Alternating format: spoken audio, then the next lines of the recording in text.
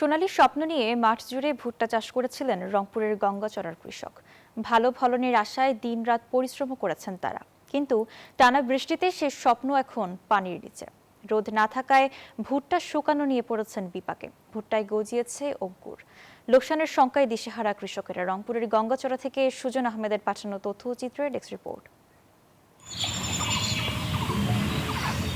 সোনালী স্বপ্ন নিয়ে মাঠ জুড়ে ভুট্টা চাষ করেছিলেন রংপুরের গঙ্গাচড়ার কৃষক। ফলনও হয়েছে ব্যাপক, তবে বাঘা বেঁধেছে টানা বর্ষণে। খেতে এখন কোমর সমান পানি।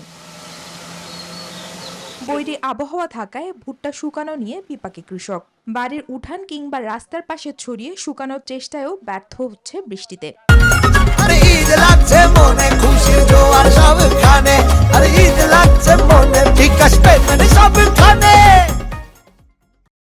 অনেক ভুট্টায় গজিয়েছে অঙ্কুর। এমতাবস্থায় লোকসানের শঙ্কায় কৃষকের কপালে এখন চিন্তার ভাঁজ। অন্যান্য বারে চাইতে এবার পোষাবে না এরকম, কারণ ভুট্টার দাম নাই তো। বৃষ্টিতে কিছু গাছ ভাঙি পড়ছিল, আর কিছু মনে করো পানি জমা থাকার কারণে দানাটা পুষ্ট কম হচ্ছিল।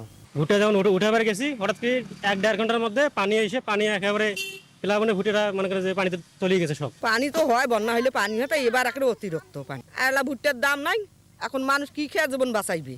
দীর্ঘ সময় পানি জমে থাকলে ক্ষতির পরিমাণ আরো বাড়তে পারে বলে শঙ্কা কৃষি বিভাগের। আগাম বৃষ্টির কারণে ভুট্টার শুকানোতে কিছুটা বিপর্যয় শুরু হলেও ভালো ফলন পাওয়ার পরে কৃষকের মুখে অনেকটা হাসি ফুটেছে। তো ভুট্টার দাম যদি ভালো পায় তাহলে ভুট্টা অনেক লাভজনক হবে, যেহেতু ফলনটা অনেক বেশি হয়েছে। চলতি মৌসুমে প্রায় 2800 হেক্টর জমিতে ভুট্টার আবাদ হয়েছে। Desk report, news 24।